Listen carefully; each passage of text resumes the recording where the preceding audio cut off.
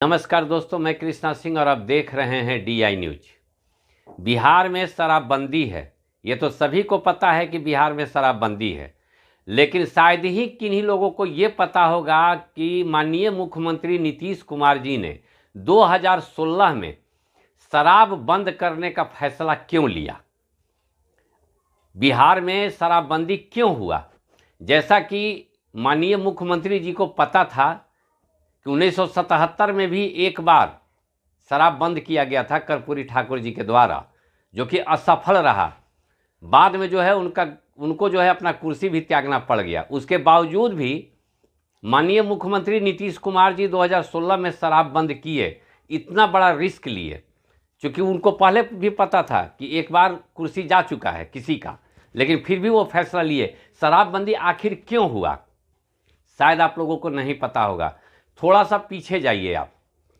माननीय मुख्यमंत्री नीतीश कुमार जी जब पहली बार 2005 में मुख्यमंत्री बने थे, उन्होंने बिहार के लिए बहुत कुछ किया। इसको देखते हुए बिहार की जनता जो है नीतीश कुमार जी को दोबारा बिहार के मुख्यमंत्री बनाई। 2010 में नीतीश कुमार जी दोबारा मुख्यमंत्री बने। उसके बाद याद कीजिए सब चीज़ों को, 2013 में जब प्रधानमंत्री पद के लिए घोषणा हुई नरेंद्र मोदी जी का नाम, उसके बाद नीतीश कुमार जी ने उनका साथ छोड़ दिया। उसके बाद 14 में जो है मांझी जी मुख्यमंत्री बन गए। मांझी जी के मुख्यमंत्री बनने के बाद फिर 2015 में जो है नीतीश कुमार जी मुख्यमंत्री बन गए।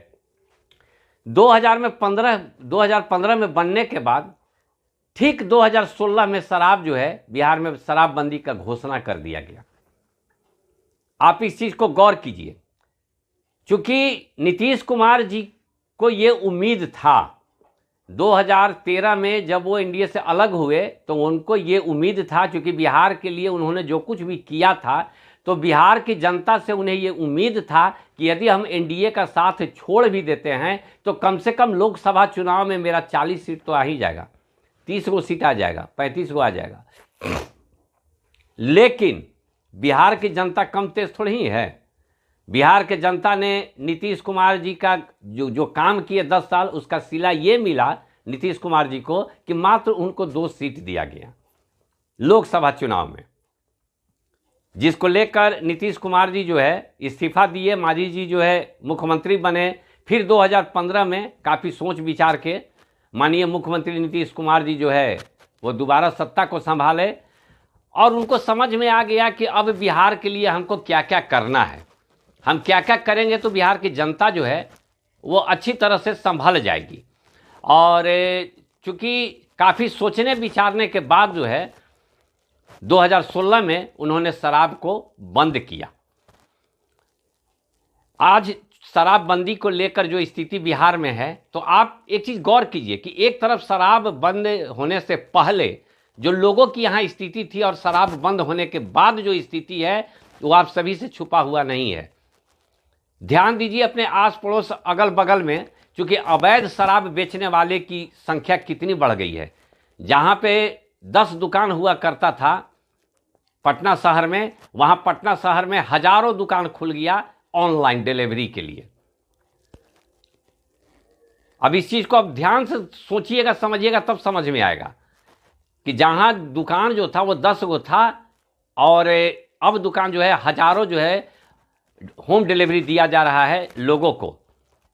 इसलिए शराब बंद किया गया ताकि घर घर जो है शराब होम डिलीवरी पहुंच सके।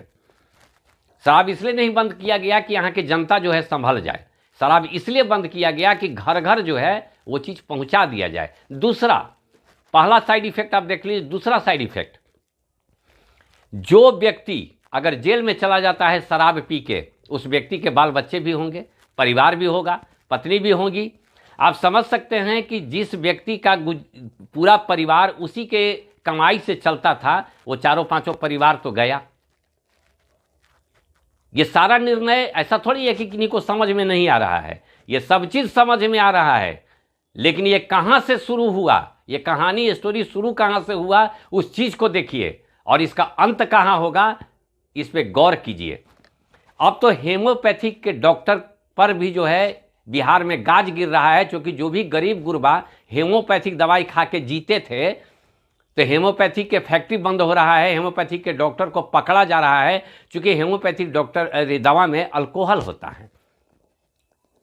तो बिहार के जनता को क्या दिया जा रहा है, ये कौन सा डोज दिया जा रहा है बिहार के जनता को, और किस पाप का सजा जो है माननीय मुख्यमंत्री नीतीश कुमार जी किस पाप का सजा जो है बिहार के जनता को दे रहे हैं, ये तो बिहार की जनता ही समझ पाएगी भली भांति से कि किस पाप का, कौन सा ऐसा गुनाह बिहार के जनता ने कर दिया नीतीश कुमार जी को, जिसके कारण नीतीश कुमार जी इतनी बड़ी सजा बिहार के जनता को दे रहे हैं। कहा है, आइए चिराग पासवान जी ने आज प्रेस कॉन्फ्रेंस करके उन्होंने क्या कुछ कहा है हेमोपैथी के डॉक्टरों के बारे में।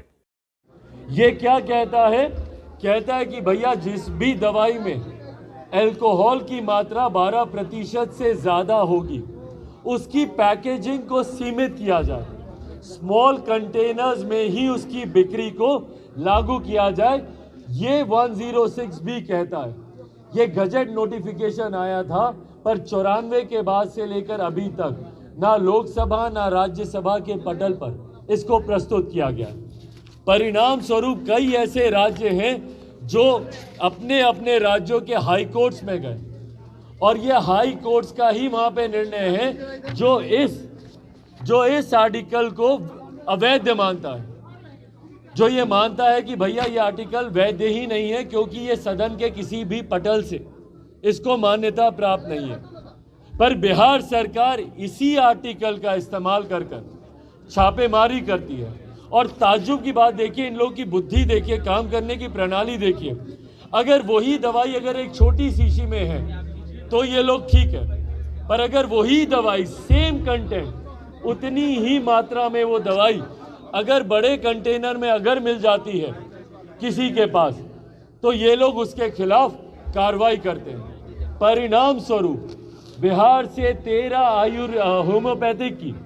13 होम्योपैथी की कंपनियां हैं जिनके ऊपर ताले पड़ गए। एक बड़ा राजस्व, और ना सिर्फ राजस्व, एक बड़ा समाज सेवा, स्वास्थ्य से जुड़ा हुआ विषय जिसके ऊपर आपने ताला लगाया हुआ है। राजस्व की भी अगर आप बात करें तो लगभग 300-400 करोड़ रुपए का नुकसान बिहार सरकार उठा रही है। क्यों उठा रही है भैया? क्योंकि आपको अपने कानून को आपको सही दिखाना है, और कानून को सही दिखाने के लिए आप तस्करों को आप पकड़ नहीं पाते हैं। आप अवैध शराब के निर्माण में जो लोग हैं उनको आप पकड़ नहीं पाते हैं, तो इजी टारगेट आपको मिले हुए होम्योपैथिक के डॉक्टर्स, और उनको सॉफ्ट टारगेट के तौर पर उनके ऊपर अटैक करके, और एक ऐसे कानून का सहारा लेकर जिसको कई राज्यों के, ये मेरे पास ये कलकत्ता का, राजस्थान का, अलग अलग राज्यों के हाई कोर्ट के निर्णय मेरे सामने पड़े हुए हैं, जो आप लोग चाहेंगे मैं आप सबके साथ साझा भी करूंगा।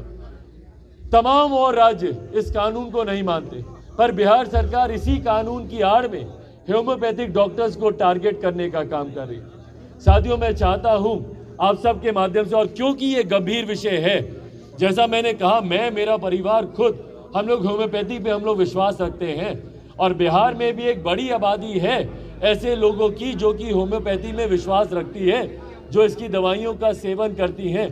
पर ऐसे में अगर होम्योपैथ और होम्योपैथिक डॉक्टर्स की छवि को अगर खराब करने का प्रयास किया जाएगा तो ये कहीं से भी जायज़ नहीं है। और कई बिहार सरकार के ऐसे अधिकारी हैं जो जानकारी के अभाव में और जो ऐसे हल्के बयान देते हैं, भैया कहीं पे जहरीली शराब से मृत्यु हुई और आप सीधा टारगेट कर रहे हैं होम्योपैथिक और होम्योपैथिक डॉक्टर्स को, बिना किसी जांच के, बिना किसी प्रमाण के।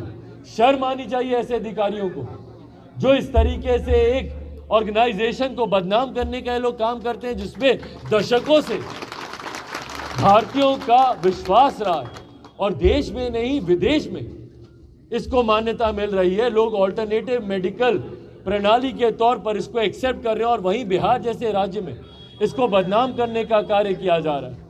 मैं भी आने वाले दिनों में, क्योंकि ये गंभीर विषय है और क्योंकि ये सेंट्रल गैजेट के नोटिफिकेशन से आया हुआ ये विषय है और कहीं ना कहीं इसको मिसयूज़ किया जा रहा है, आने वाले दिनों में मैं खुद भारत की संसद में इस विषय को उठाने का मैं काम करूंगा। ताकि जो ये षड्यंत्र रचा जा रहा है होम्योपैथ और होम्योपैथिक के डॉक्टर्स के खिलाफ, उस षड्यंत्र को रोक लगाई जा सके। आज की इस प्रेस वार्ता में मेरे साथ ऑर्गेनाइजेशन फॉर होम्यो मिशन के डॉक्टर्स मेरे साथ यहाँ पर मौजूद हैं। डॉक्टर के सिंह जी हैं जो कि राष्ट्रीय अध्यक्ष हैं इस होम्यो मिशन के। डॉक्टर मदन प्रसाद जी हैं जो कि राष्ट्रीय इनके उपाध्यक्ष हैं। डॉक्टर अमीर चंद्र सिंह जी हैं जो कि महासचिव हैं इस होम्यो मिशन के। यहाँ पर डॉक्टर विवेक मिश्रा जी हैं जो कि सचिव हैं। यहाँ पर डॉक्टर संजय कुमार जी हैं जो कि इनके प्रदेश अध्यक्ष हैं। डॉक्टर प्रवीण आनंद जी हैं जो कि प्रदेश के इनके संयोजक हैं। संजय कुमार वर्मा जी हैं जो कि इनके संयोजक हैं। इनके इस homeo mission, organisation for homeo mission के माध्यम से और कई और होम्योपैथ डॉक्टर्स ने व्यक्तिगत मुलाकात मुझसे कर अपनी इस समस्या को मेरे समक्ष रखा। और आपके माध्यम से मैं चाहता हूं कि लोगों में जागरूकता आए कि किस तरीके से होम्योपैथी को बदनाम करने का ये कार्य किया जा रहा है। और यकीनन भाई ये एक ऐसी प्रणाली है जो कि सबसे ज़्यादा गरीब लोग इसका लाभ उठाते हैं। ऐसे लोग जो कि एलोपैथी की महंगी महंगी दवाइयों का इस्तेमाल नहीं कर सकते, या कई ऐसी बीमारियां भी हैं जिसका संभवतः इलाज नहीं हो एलोपैथी कर पाती है, उसमें होम्योपैथी पर लोगों का विश्वास होता है। तो ऐसे में इसको बदनाम करने का जो कार्य, जो षड्यंत्र यहाँ पर रचा जा रहा है वो पूरी तरीके से गलत है। अगर इतना ही गलत लगता है तो भैया क्यों लाइसेंसेस आप देते हैं, या क्यों मान, एक तरफ आप इनका रजिस्ट्रेशन कर रहे हैं, एक तरफ इनको लाइसेंसेस मिलते हैं और वहीं दूसरी तरफ आप इनके ऊपर इनको बदनाम करने के लिए शराब की तस्करी जैसा आरोप इनके ऊपर लगाते हैं। बुद्धिजीवी वर्ग से आने वाले ये लोग जिन्होंने राष्ट्रीय अंतर्राष्ट्रीय स्तर पर देश को ख्याति प्राप्त कराने का जिन लोगों ने काम किया, उनको शराब की तस्करी के साथ जोड़ा जा रहा है।